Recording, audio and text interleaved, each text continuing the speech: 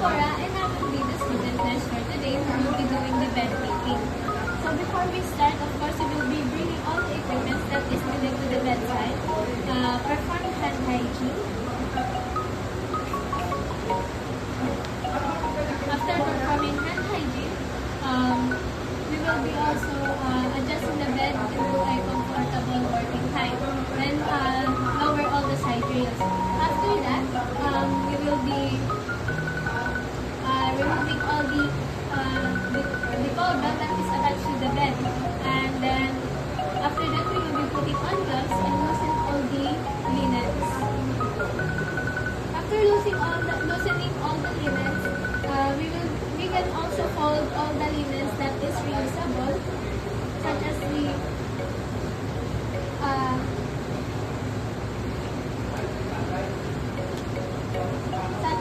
blanket, and then coil the dirty linens or the contaminated linens.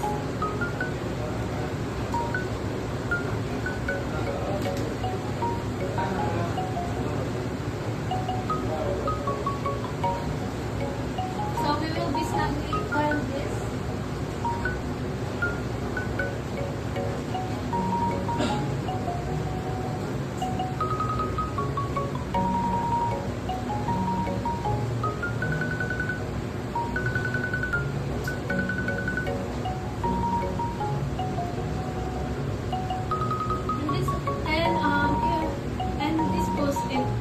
After disposing this, we will be putting it to the hamper. After that, as you can also try to lift the head of the mattress to help with the assessment, but since our mattress is flat, there's no need to do that. After that, we will be removing the gloves.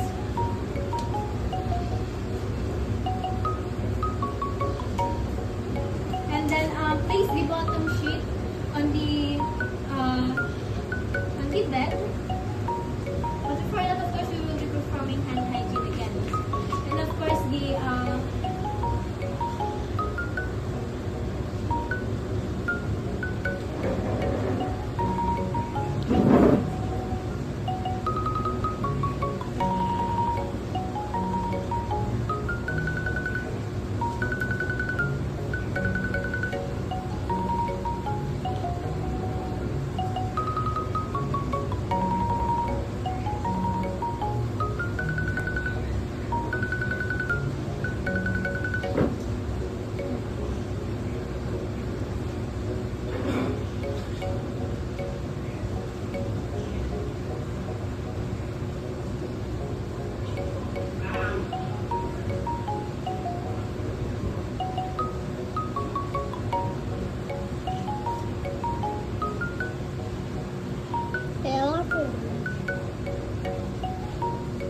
and fan fold this, of course.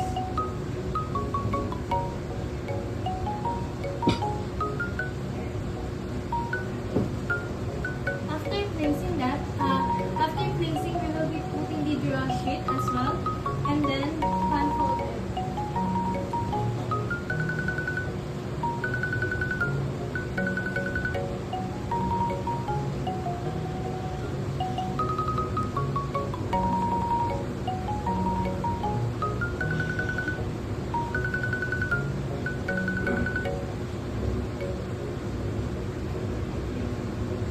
After that, we will be putting all the bottoms. Since we've done, we will be putting and tuck it in under the bed.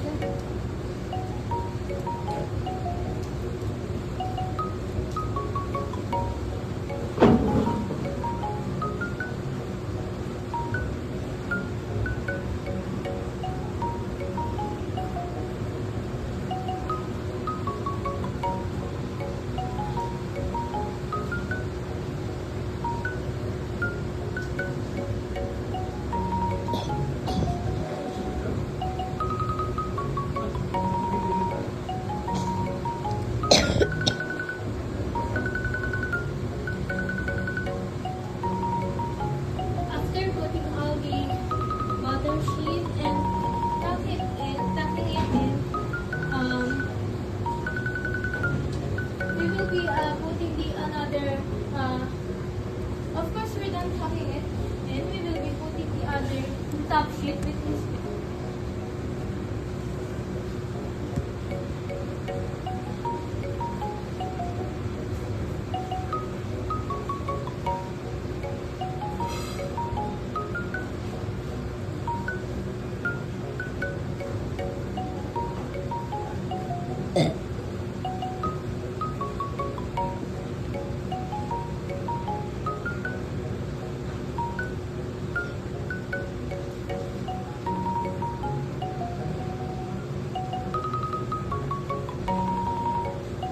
fan fold as well.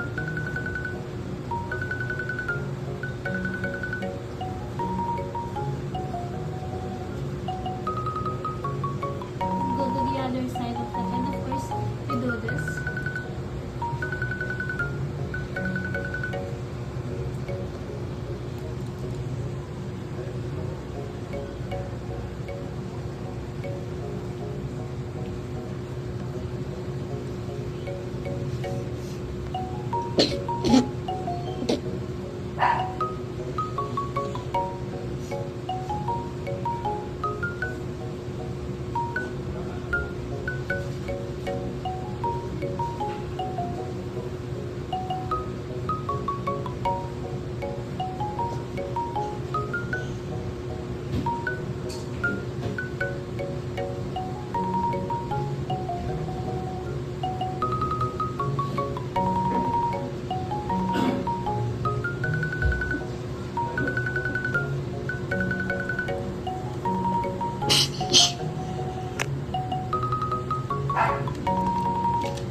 Next, after doing all of that, after tucking it in and fold the upper linen at least 6 inches,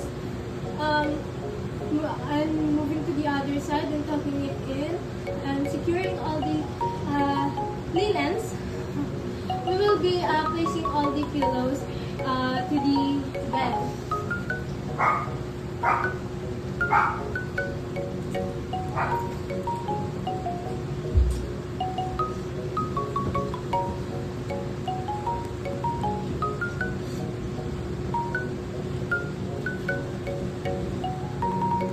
So, after placing all the pillows,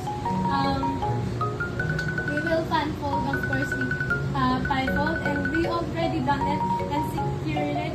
We will be putting back all the device that we removed, like the whole belt, and then raise the side rail.